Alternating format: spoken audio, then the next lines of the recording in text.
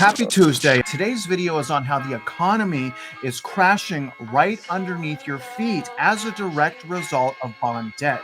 Now, it's absolutely vital that you guys understand what's happening right now and how the economy is crashing as a result of that bond debt. Because another thing that we're going to go over in this video in great detail is how Texas is insolvent as a result of this debt.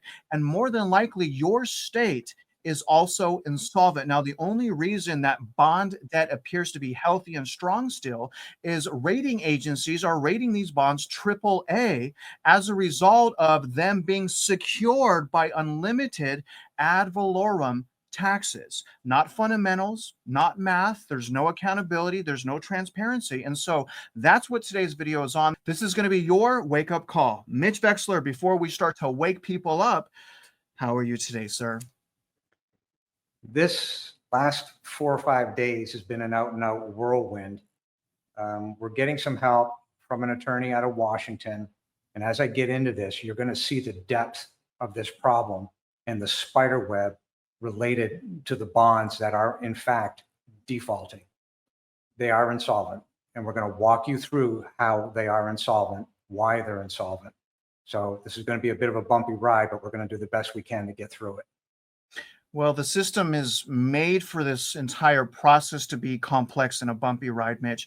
And again, you guys, it's going to be really hard for us to hedge ourselves and for us to actually make money on the other side of this thing unless we truly understand and know what's going on. So where I'm going to start is by talking about the #1 criminal enterprise in the world, which is the Federal Reserve. And I want to remind you guys about, what they're doing as far as quantitative easing, quantitative tightening. And I want to talk about weapons of financial mass destruction, which, remember, you guys, is mortgage-backed securities. Take a look at this. I went to federalreserve.gov. The name of this workup here is the evolution of the Federal Reserve's agency mortgage-backed security holdings, or MBS holdings. And remember, guys, we're saying that this is weapons of mass destruction, financial weapons of mass destruction.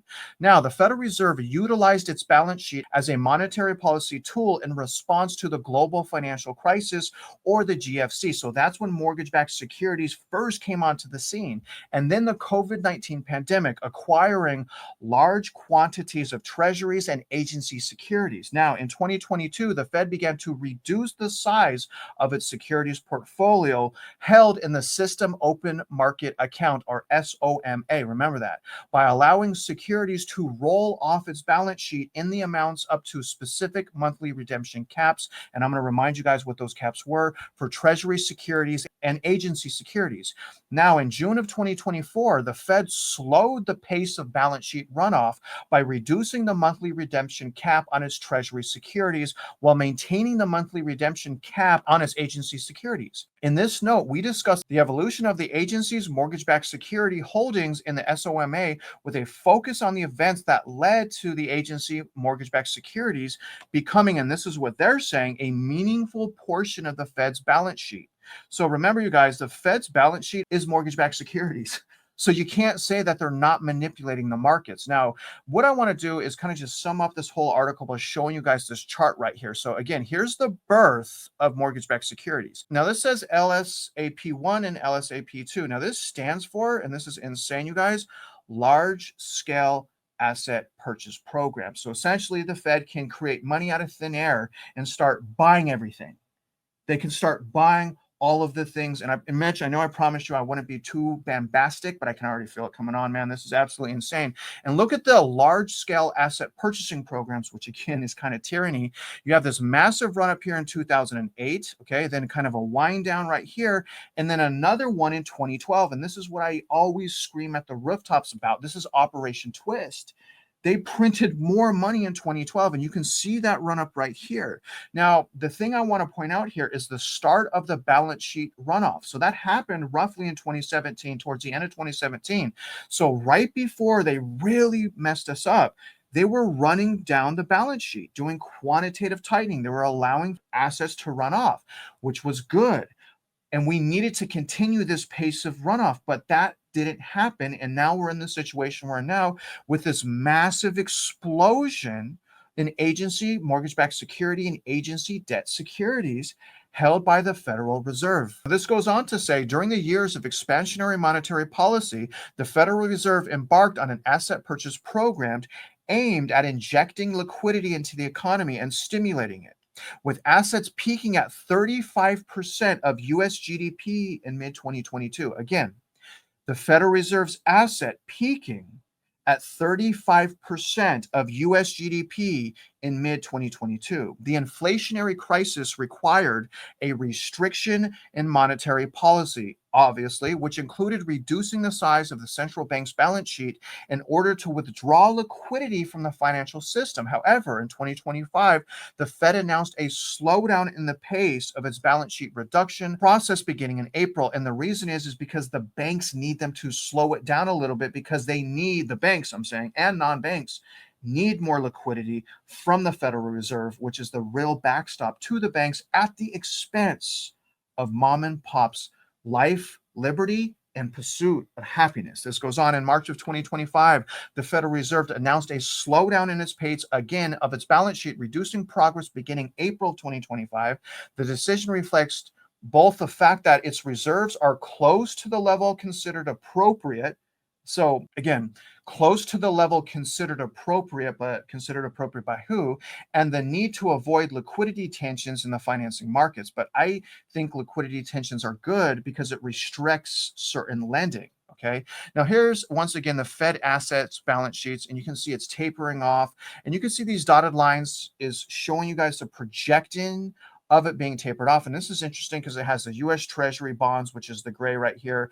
The blue is mortgage-backed securities, and then there's other. But when I scroll down here, it also captures cash in circulation, the US Treasury general account, reserves at the Fed, and also the overnight reverse repo agreement market. So you see all of that right here. So they're trying to tamper this down, but it's been, what, 3 years? And they're not even close to where their asset holdings were in 2019. Not even close, you guys. Last thing I want to read here is so you guys understand when they're going to stop this. How long could this process take?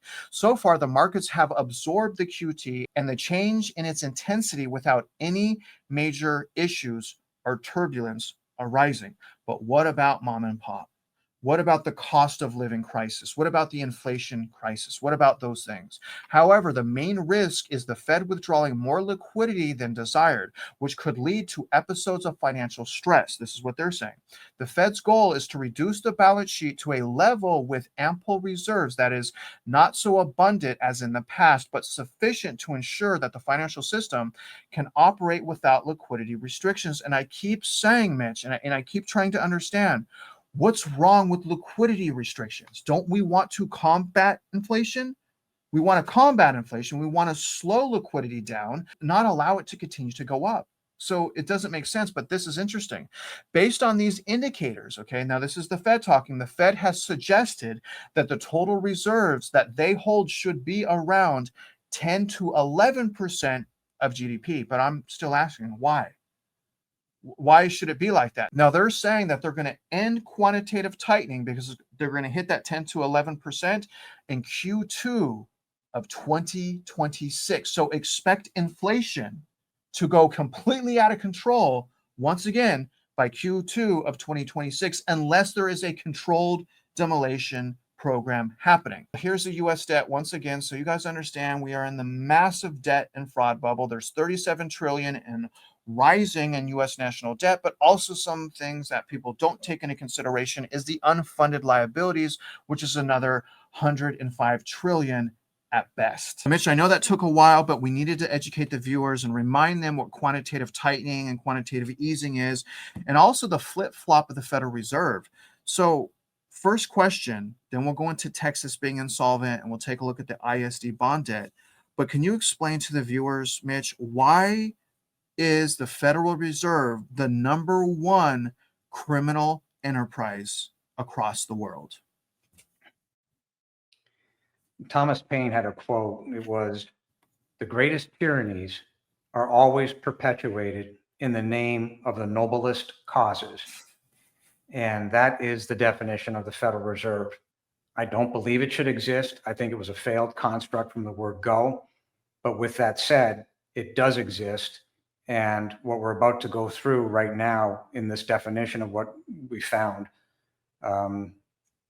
the state of Texas is going to need the help of the Federal Reserve and a whole bunch of other federal agencies. And we're about to get into that. Yeah, and Mitch, couldn't we make the argument that just based on what I showed everyone right now, 150 or some $1 trillion in debt, the U.S. government is also insolvent, and really the only thing that the U.S. government can say that would hold this whole thing up is you and I, and unlimited ad valorem taxes and unlimited taxes. I mean, would you agree that without the ability for the Federal Reserve to finagle their way into taxing us to death, they are also insolvent? Or would you say they're not insolvent because they have $6 trillion in assets? Depends how you look at it. If they want to print money, they say, well, we've got money. But this isn't really about the idea of printing or not printing. Obviously, if you print, you can have the Weimar Republic. You still exist. The real problem here, as I see it, this is about to become a crisis of confidence. So how this gets solved is going to take an awful lot of lifting by the federal government. And I believe I can walk through that path as to how this is going to happen or could happen. Very good. All right, guys. So we're going to go into talk about why Texas is insolvent. And it's going to be really important that you guys pay attention, because if you're not in Texas, the odds are the same thing is happening in your state. And also, guys, I want to just say up front here, a lot of these bonds, these ISD bonds that are passing, at least in Texas, people are being sold, the voters are being sold on a brand new stadium or better curriculum or teacher raises and things of that nature.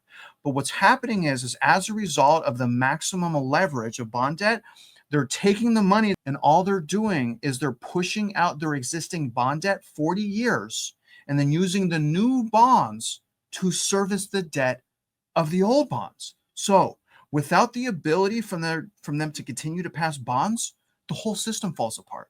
Let me show you guys. I want to show you guys is texaspolicy.com, and this is going to go over what they're acknowledging as of August 31st of 2024 as far as the outstanding principal on the bond debt. So they're saying right now that the bond debt is about 130 billion. We're going to show you guys stuff that is actually more like 660 billion. Now they're saying the interest to cover, and this is what we want you guys to understand. So some people say, oh, there's 130 billion, but when you add this section right here of interest, it comes to 202. And again, this is wrong. It's actually 3 times higher than that.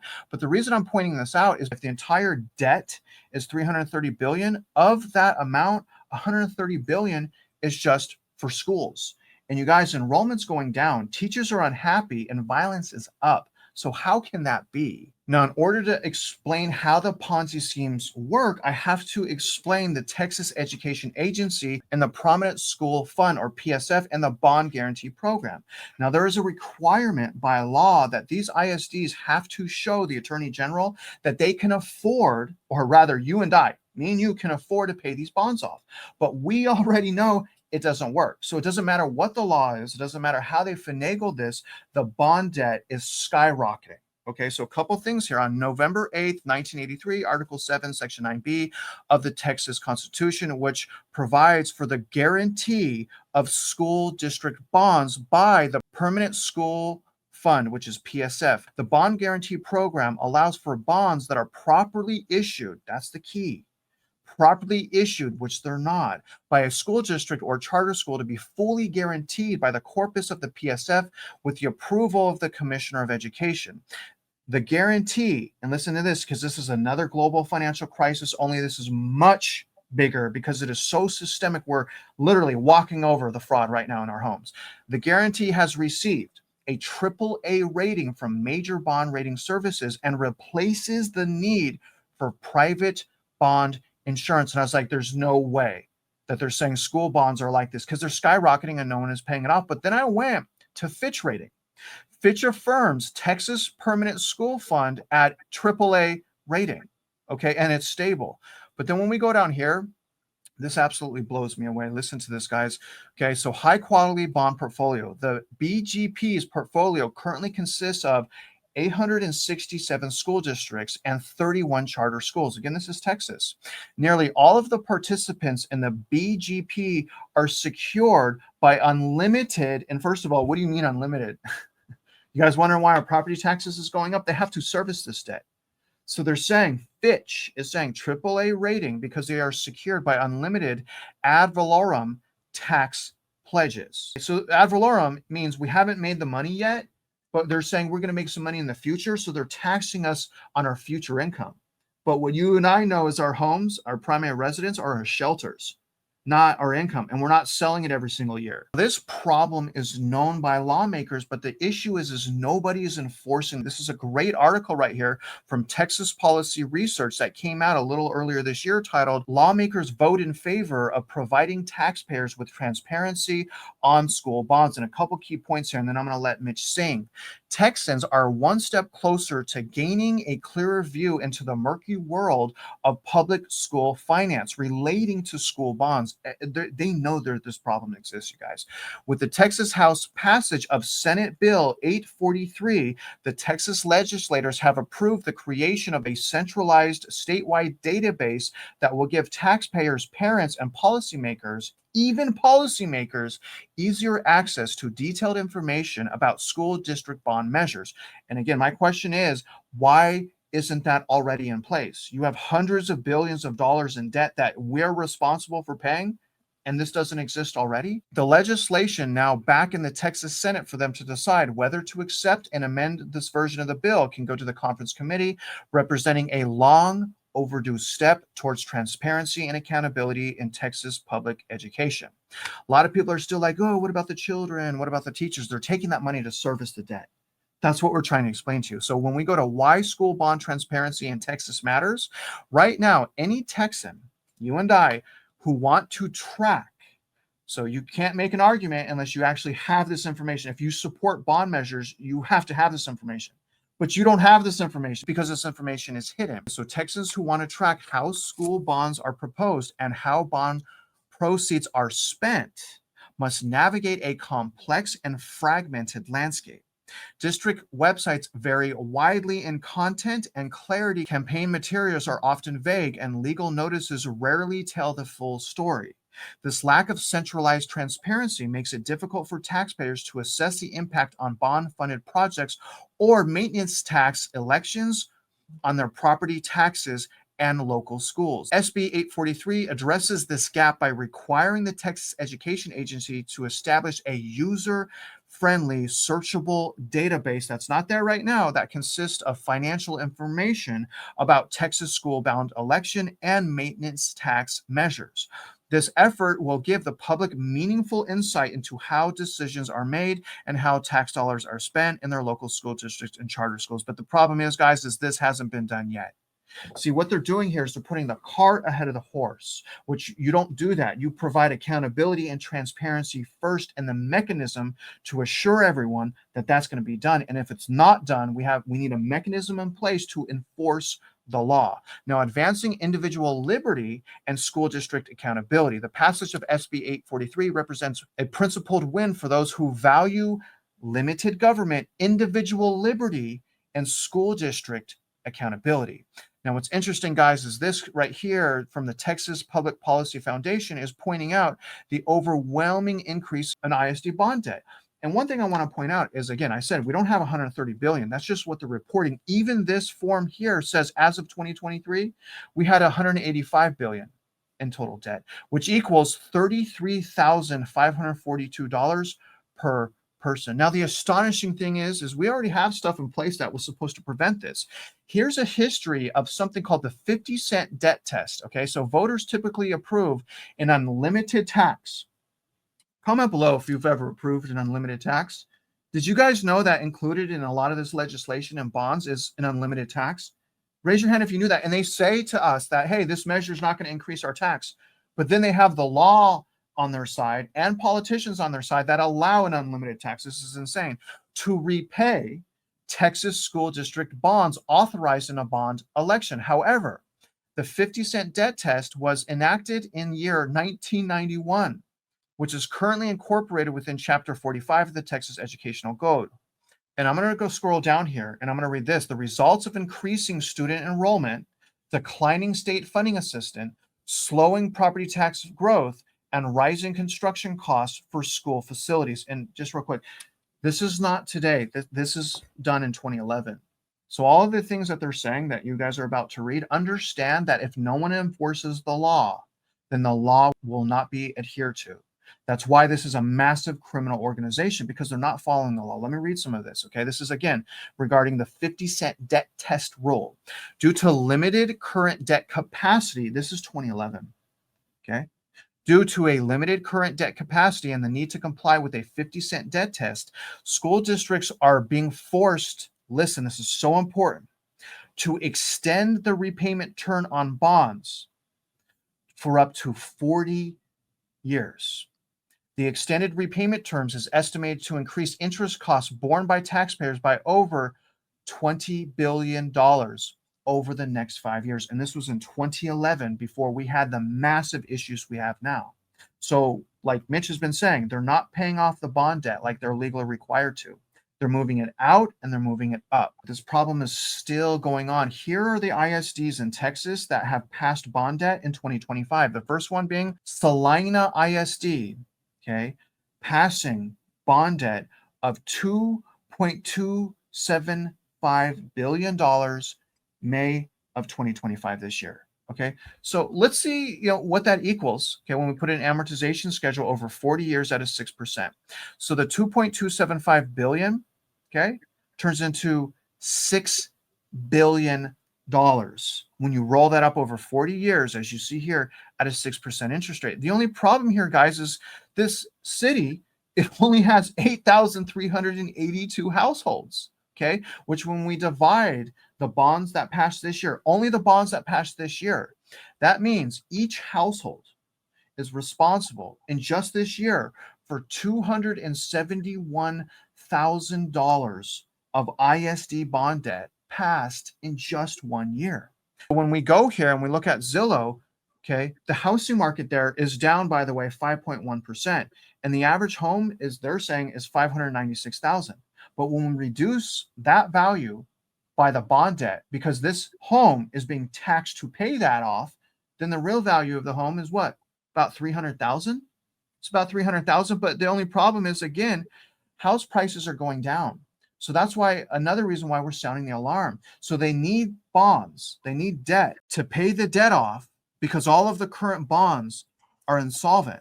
But they're hiding that information in Fitch agencies because they have unlimited ability to tax us to death. Mitch, hopefully that wasn't too bombastic, but it gave me a headache.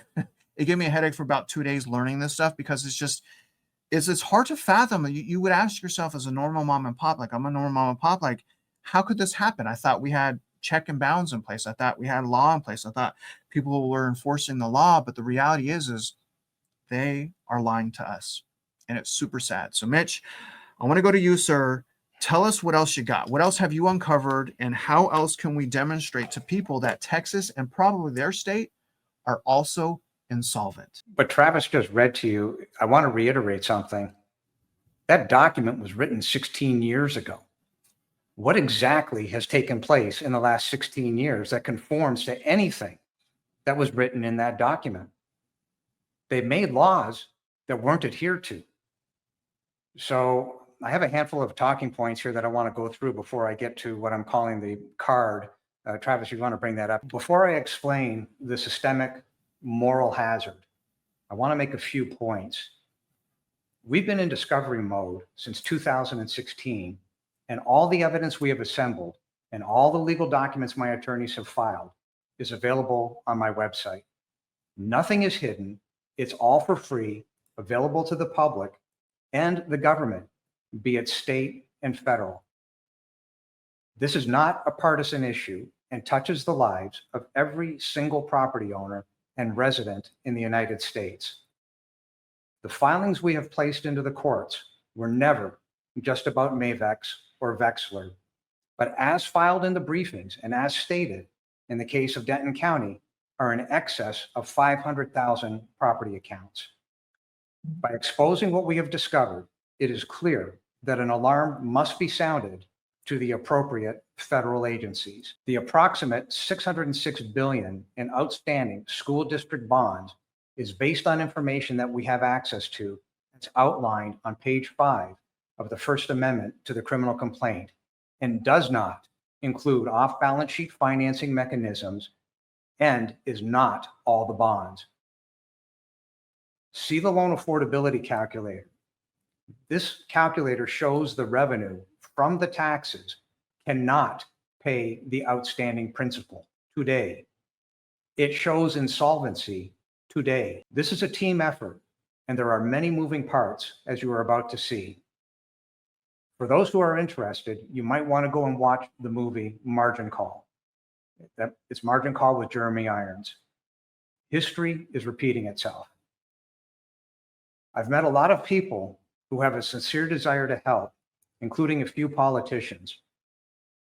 What you are about to see is proof positive that there is no more important issue for any politician in the state of Texas than deal with repealing the real estate tax in favor of the uniform state sales tax. And there is no more important an issue for the federal authorities at the SEC, DOJ, FBI, and post office under the mail fraud issues that we're about to see. And yes, even the Federal Reserve to get involved with the bond issues that are much bigger than you can imagine. The spreadsheet that we are preparing for the FBI meeting will be posted in the next day or so.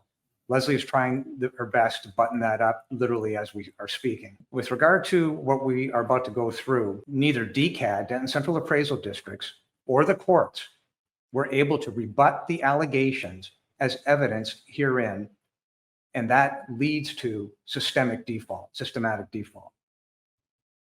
The federal violations include mail fraud, for which sovereign immunity does not apply. The falsified real estate tax bills were done so knowingly. Now remember, this evidence is on our website. It's all there for everybody to see. Every politician, every authority that has jurisdiction over these matters. It's all there. The only way to pay the bond indebtedness is to issue more bonds. Understand the potency of that statement. The only way to pay the bond indebtedness is to issue more bonds. The SEC violations of the Act 1934, Section 105, underwriters of school district bonds failed. Again, understand the key word, underwriters. FDIC, Dodd-Frank violations. The bonds need to be derated. And Travis touched on that a few minutes ago about those bond ratings at AAA. Listen to what we're saying here. The bonds need to be derated. All of these items lead to RICO, both at the state and federal level. So as I said a few minutes ago, this could end up becoming a crisis of confidence. The school district bonds are insolvent, but it is much worse than that. Under GAAP, generally accepted accounting practices, there is no sinking fund that can retire the outstanding school district bonds, and more bond debt is being created, which Travis just showed you a minute ago, which was just approved in Salina at $2.3 billion. That's over and above the existing bond debt that exists. The federal court may sue Texas bond guarantee program under the federal SEC law. I once made a statement that I believe the federal government should seize that $57 billion that is held in that bond guarantee program until this gets figured out. I stand by that statement because that $57 billion doesn't even come close to being able to pay off the outstanding fraudulent school district bonds. The state could be sued by the Department of Justice to act. In other words, the DOJ can sue the state of Texas and force them to act. The chief appraisers and the school district superintendents, in addition to a host of broken laws, are emblematic of a systemic moral hazard. If you took the net income of every Texan, there's not enough remaining revenue to pay off the debt. That is systemic insolvency. And I'm pointing everybody back to the affordability calculator. Regardless of what number you believe the state of Texas has in terms of population, and what I'm about to say is not an accurate number, but we're running with it because it was the highest number we could find. So if you said that there's 15,213,000 employees and the net revenue per employee before credit card debt was $2,815. If you take the 2,800, you multiply it by the 15 million, give or take, population, you come up with $42 billion. For the sake of conversation, let's say that there's $606 billion worth of outstanding fraudulent school district bond debt. Okay, That 42 billion doesn't even cover off between 6.5% and 7.5% of the outstanding bonds, regardless of what amortization schedule you stick on it. Now, if there's 2,800, which there isn't, but just go with it. If there's 2,800 in net revenue, cash in their pocket before the credit card debt, do you realize that the average credit card debt across the United States is $6,700? The average family is upside down, meaning they're living on the credit cards. That simple fact alone leads to the next item, the demographic reality of bond repayment. This can't be fixed with jawboning or punting legal cases. The Texas School Board tax system is bankrupt today, not tomorrow. The sovereign debt of the state of Texas is extremely problematic because it appears that the state has created a systemic threat to the United States of America. Governor Abbott, I've said on video, I'm not your friend, but I have a question. And I'm sure everybody that's watching this video has a question. Where is the money going to come from to cover off a sovereign debt crisis for the state of Texas? Federal intervention is necessary as the central appraisal districts claim immunity, and that violates the SEC law. The federal government is going to have to get involved here. There is no sovereign immunity when fraud has been created. It could be that every property owner may need to go to the federal courts for relief. Federal bankruptcy relief is required as a result of the fraudulent inflated values. All the above equals systemic moral hazard. I don't want everybody getting hung up on the math, because here's the point. Adjustments to the math, regardless of the $2,800 or being $1,600, it doesn't matter. The bottom line is the money doesn't exist to pay off the outstanding fraudulent school district bond debts, period. Adjustments will be made as more information comes in. The Texas sovereign debt refers to the financial obligations of state government, which includes bonds and other forms of borrowing using finance to finance various projects and services. As of the fiscal year 2024, Texas's state debt is significant, with a portion of it being used for infrastructure, education, and other public services. This clock is ticking, and the interest is compounding by the nanosecond, just like the usdebtclock.org.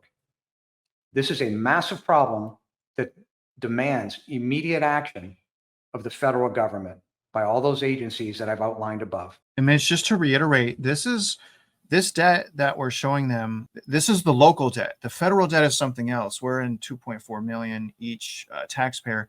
This is something else. It's interesting that in just the one city, it averages out to 297,000 a household. If I'm a household there, I'm like, just give me the 290,000. I'll raise my kids myself, right? I'll just pay for homeschooling or some pristine school like that. This is an out of control mechanism right now. It seems like we have the laws in place.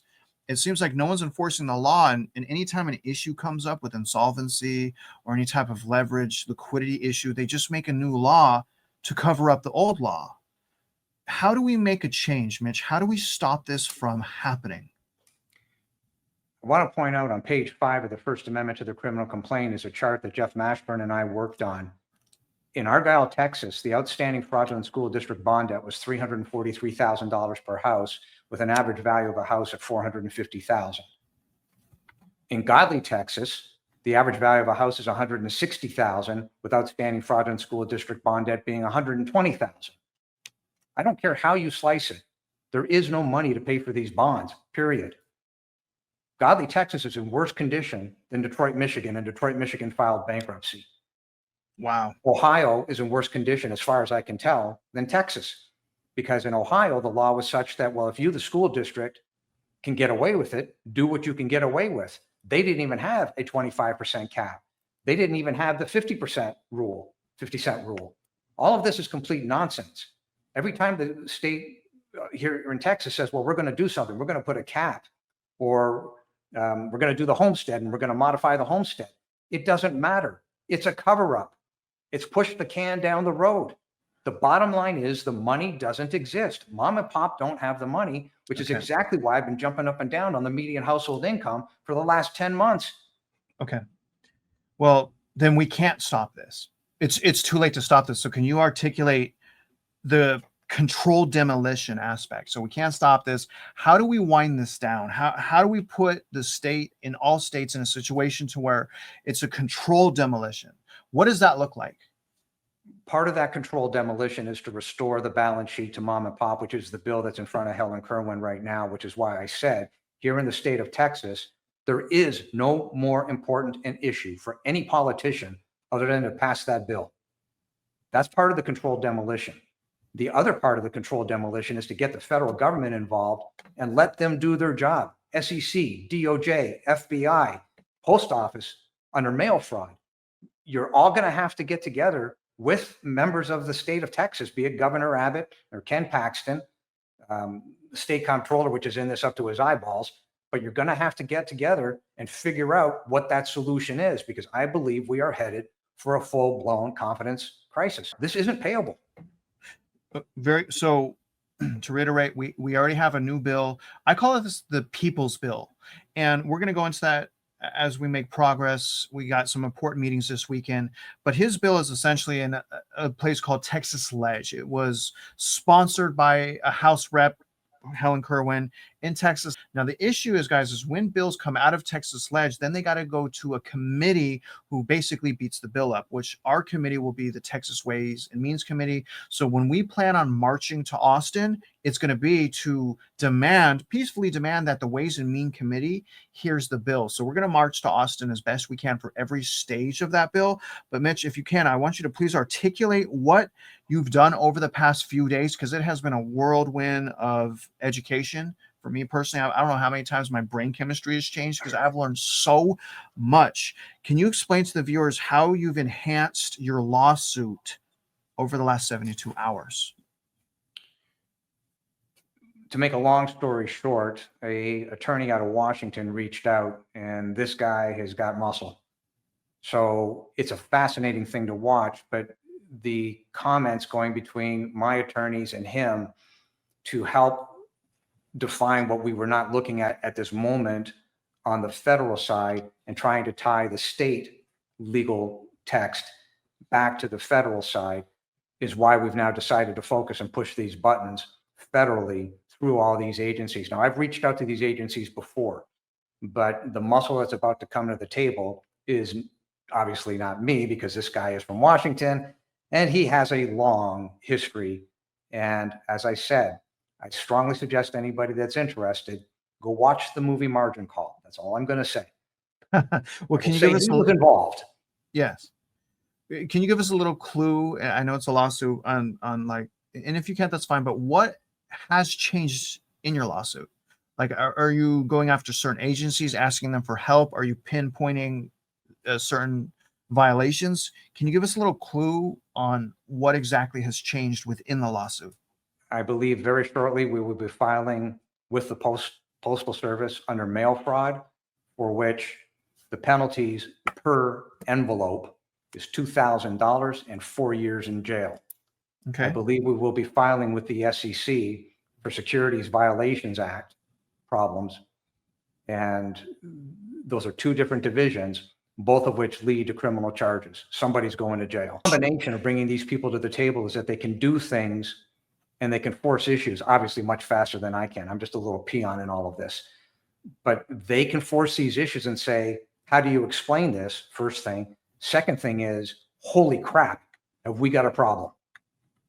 Mm-hmm. That becomes part of the controlled demolition. You're going to have to get all these things moving at the same time, or the system, as is in Margin Call, will disintegrate. That's where we are. The facts are now known. The question is, how do you get out of it? I can't say what those parties are going to do, but like I said, the DOJ can force the state of Texas to act.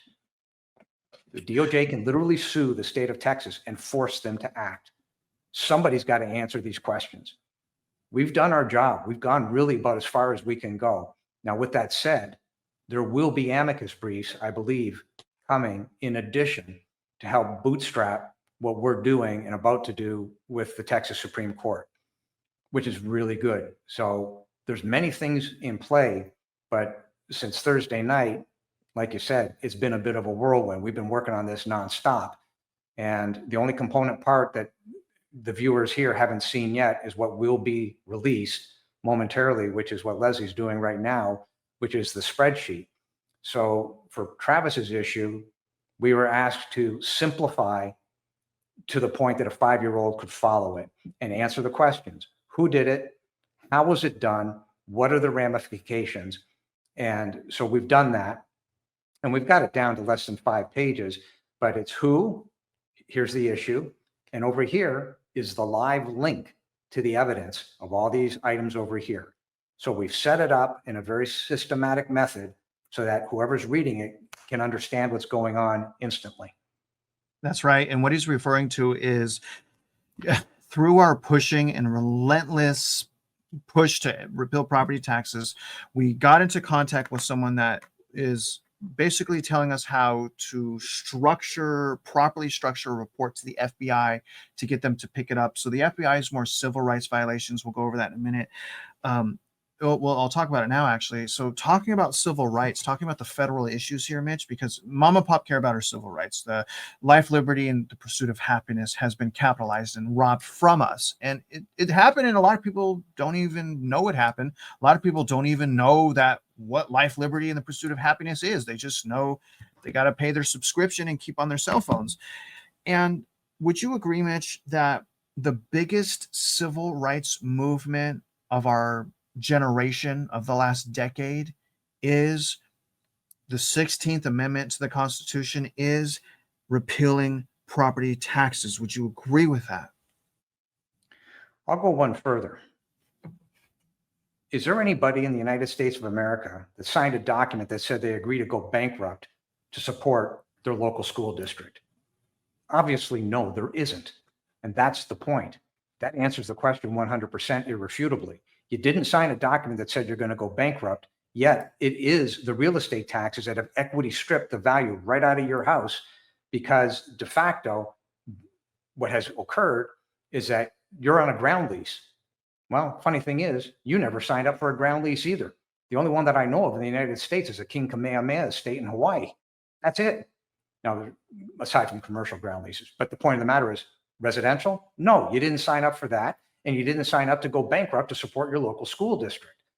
Therefore, your civil violations, 5th, 14th Amendment under due process, 1st Amendment under free speech, because every time we step up to the plate, nobody wants to hear what's going on.